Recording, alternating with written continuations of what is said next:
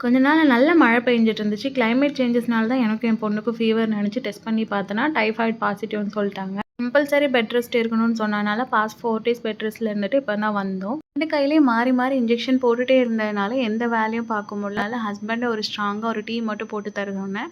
அவங்க இப்போ ஹெல்தியா டீ போட போறேன் அப்படின்ட்டு இருக்கிற துளசி செடியில இருக்கிற எல்லா இலையும் பறிச்சு போட்டுட்டாங்க.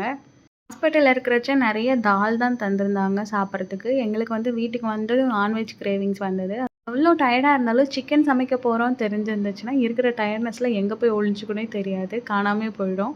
ஹஸ்பண்டுக்கு ஆஃப்டர்நூன் ஷிஃப்ட். டைம் ரொம்ப கம்மியா இருந்துச்சு. அதனால கடகடன்ட்டு சமைக்கணும்னு சொல்லிட்டு சிக்கன் பிரியாணி மேக்ஸிமம் கடாயிலேயே பண்ணிடுவேன். எனக்கு குக்கர்ல பண்றது அவ்வளவா பிடிக்காது. இன்னைக்கு டைம் இல்லாததுனால கடகடன்னு குக்கர்ல பண்ணிட்டேன். இது கூடவே எனக்கும் என் பொண்ணுக்கு செட்டிநாடு சிக்கன் குழம்பு, ஒயிட் ரைஸு, ரசம், அப்புறம் முட்டை. இன்னைக்கான லஞ்ச் மெனு இவ்வளோதான். ஹோப் இந்த வீடியோ உங்களுக்கு பிடிச்சிருக்கும்னு நினைக்கிறேன். மறக்காம லைக், ஷேர் அண்ட் சப்ஸ்கிரைப் பண்ணிக்கோங்க.